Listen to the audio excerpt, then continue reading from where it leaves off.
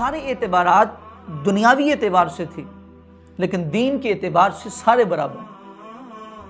یعنی کہ کوئی امیر ہو، کوئی غریب ہو، ہر ایک کو ایک ہی اعتبار سے دیکھا جائے گا، کیا اس کا رجحان دین کی طرف ہے یا اس کا رجحان دنیا کی طرف ہے، اس کا رجحان جو ہے وہ مسجد کی طرف ہے یا اس کا رجحان سینما کی طرف ہے، اس کا رجحان نماز کی طرف ہے، تلاوت کی طرف ہے، یا اس کا دھیان جو ہے وہ گانے باجے کی طرف ہے۔ لیکن دنیاوی اعتبار سے جو ہے وہ ہر ایک کا اعتبار، ہر ایک کی آزمائش جو ہے وہ الگ اعتبار۔ اب اسی طرح فرماتے ہیں کہ ایک مرشد کامل جو ہوتا ہے، جب وہ اپنے مرید کو کوئی ذمہ داری دینا چاہے تو اب مفسرین فرماتے ہیں کہ اس کے لیے بھی یہ لازم ہے کہ اب اس کو ذمہ داری دینے سے پہلے اسے پرکھا جائے۔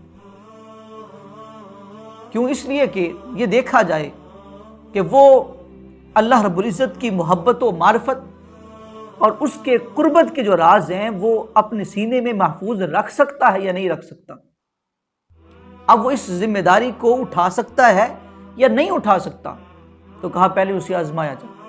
اب اس کے ذیل کے اندر اور اس کی تفصیل کے اندر مفسرین نے، علماء نے اس حکایت کو بھی نقل کیا کہ ایک شخص کسی بزرگ کے پاس گیا اور جا کے کہنے لگا کہ مجھے اسم اعظم سکھا دیجیے، اور ضد کرنے لگا کہ مجھے سکھائیے۔ تو بزرگ کہنے لگے کہ ابھی تو اس قابل نہیں ہے کہ تمہیں اسم اعظم سکھایا جائے، لیکن اس نے کہا نہیں، میں اس قابل ہو گیا ہوں۔ اب ان بزرگوں نے کہا کہ اچھا اگر یہ بات ہے تو جاؤ فلاں شہر میں فلاں دروازے کے پاس بیٹھ جاؤ، اور کل میرے پاس آنا اور آ کے بتانا کہ سارا دن وہاں پہ کیا حالات تھے، وہاں پہ معاملات کیسے تھے۔ اب وہ گیا، جا کے بیٹھا رہا، دیکھتا رہا۔ جب پلٹ کے واپس آیا تو بزرگوں نے پوچھا بتاؤ کیسے تھے حالات؟ کہنے لگا وہاں تو ظلم کی انتہا ہے۔ اب بزرگ کہنے لگے بتاؤ تو صحیح ہوا کیا ہے؟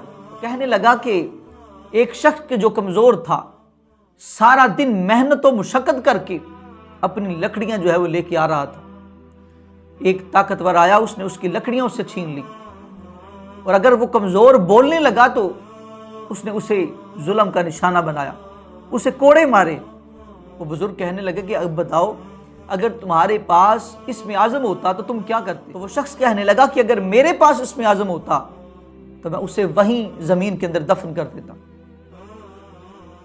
اب وہ بزرگ بولے، کہا کہ میں نے تمہیں کہا تھا نا کہ تم ابھی اس قابل نہیں ہو، اس لیے کہ تمہارے پاس اسم اعظم ہوتا تو تم دوسرے کو برباد کر دیتے، تم اسے بد دعا دے دیتے۔ لیکن کہا کہ یہ دیکھو کہ جو قابل تھے وہ کیسے تھے، کہا کہ جسے تم نے دیکھا کہ وہ ظلم کو برداشت کر رہا تھا اور زبان سے بد دعا نہیں دی، کہا وہ کوئی اور نہیں، وہ میرا پیر تھا، وہ میرے شیخ تھے، وہ میرے مرشد تھے، کہ جنہوں نے سب کچھ برداشت تو کر لیا مگر اس ظالم کو بھی جو ہے وہ بد دعا نہیں دی، اسے تباہ و برباد نہیں کیا۔ تو اسی لیے کہتے ہیں کہ بزرگ، مرشد کامل، پیر کو بھی یہ چاہیے کہ جب وہ کسی کو ذمہ داری دے تو اسے پہلے پرکھے۔ وہ کسی نے کہا تھا نا کہ فقیروں کی جولی میں ہوتا ہے سب کچھ، مگر چاہیے لینے کے لیے ڈب کچھ، بہت جانچ لیتے ہیں دیتے ہیں تب کچھ۔ اور حضرت موسیٰ علیہ السلام حضرت شعیب علیہ السلام کے پاس رہے، 10 سال تک خدمت کرتے رہے۔ مفسرین فرماتے ہیں کہ وہ خدمت تھی، یہ نہیں تھا کہ ان کی خدمت کے ذریعے سے اللہ رب العزت نے نبوت کو عطا کرنا تھا، نہیں، نبوت تو وہ بھی ہوتی ہے، وہ اللہ کی عطا ہوتی ہے۔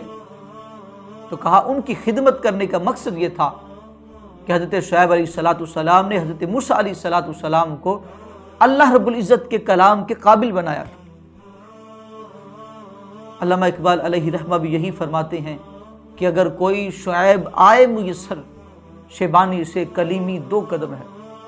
تو کہا کہ جب بھی کسی کو جو ہے وہ کوئی ذمہ داری دی جائے تو اسے پہلے اس کے قابل بنایا جائے، اسے آزمایا جائے، اسے پرکھا جائے، اور پھر جو ہے وہ اسے اس کی ذمہ داری دی جائے۔